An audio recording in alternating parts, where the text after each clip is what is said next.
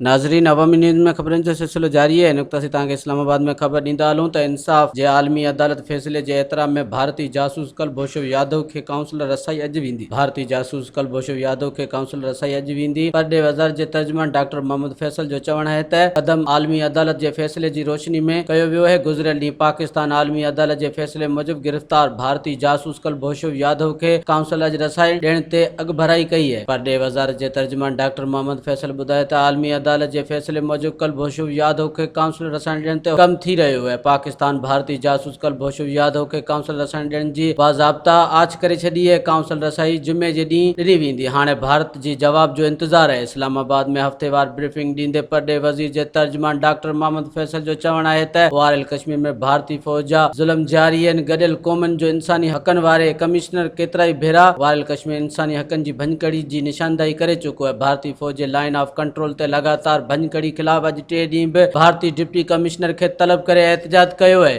वधीक ख़बरनि ऐं तफ़सील लाइ विज़िट कयो अवामी news Facebook page, YouTube page ऐं अवामी न्यूज़ वेबसाइट।